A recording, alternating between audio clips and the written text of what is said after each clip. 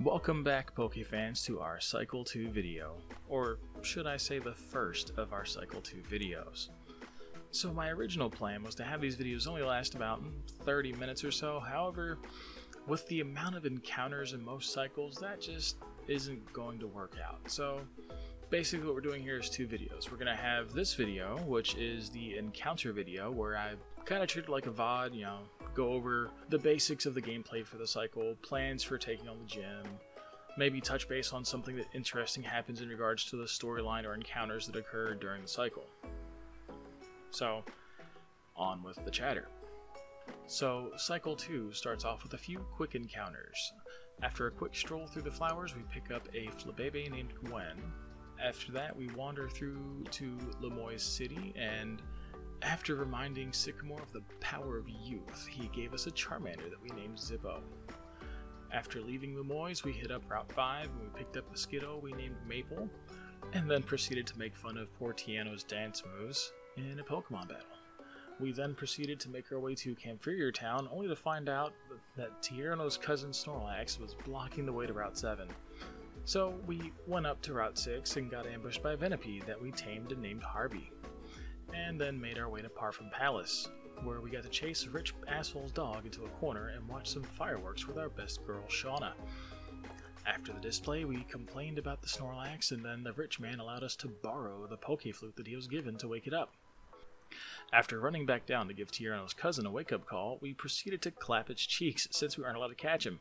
Somewhere in the distance, we hear Tierno mourning the abuse of his cousin. After walking down Route 7, and getting a lovely view of the Battle Maison, we come across Tierno again, still upset over our last talk, and he decided to team up with the group Nerd, because that's totally going to help. Kaylin pops in and is just like, "Hey B, I got your back," and we proceed to put the Nerd and the Bad Dancer back in their place. Following that stunning victory, we run over to a normal grass encounter, and we happen to get a Croagunk that we named Gambit. We then take a trip through the connecting cave, and of course we get a Zubat, because that's all that is in those damn caves for me, and we name that Zubat Dashi. After proceeding through the cave, we hit up Route 8 and encounter a horde of Wingulls, so we grab one of those and name her Betty.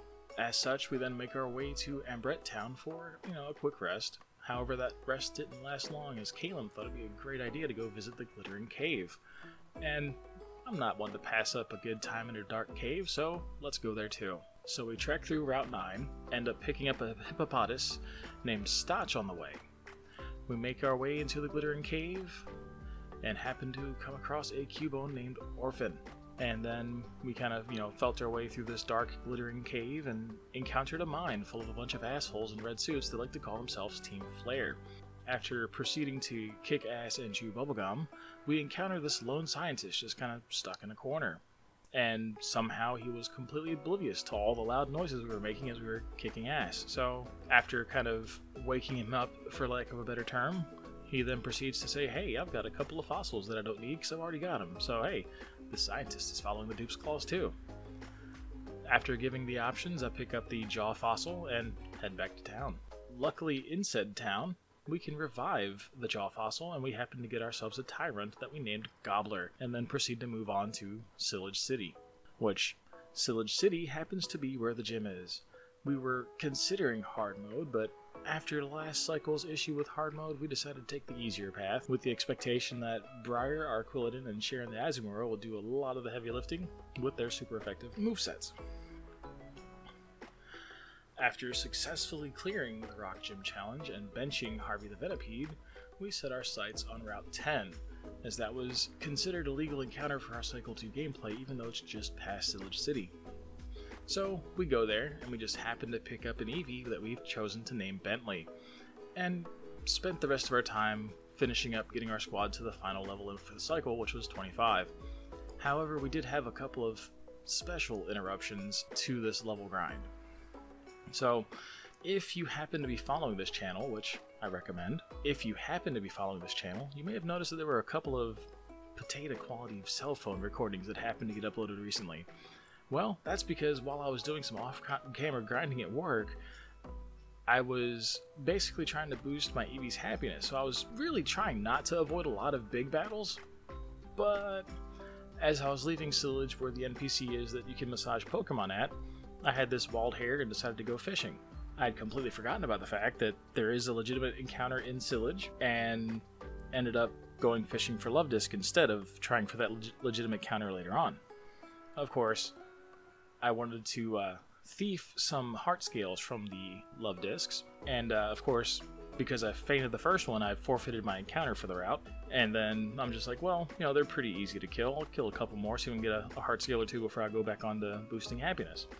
So, kill the next Love Disc, no scale, encounter the third Love Disc, and it's golden. Yes, we got a shiny Love Disc, sadly. Not the best of things to get, but we gotta try to make it work, because shiny claws. So we got that jewel in the party, and because of how weak it is, we decided to spend some time over on Route 6, because the shaking bushes in Route 6 happen to have either Venipede or Audino. And Audinos, while weak, give really good XP, so I figured that would at least help expedite getting our levels up. However, as I was doing that, the Nuzlocke gods decided to gift me yet another encounter of the shiny variety, and a shiny Venipede appeared, which we then, of course, caught and chose to name Beryl.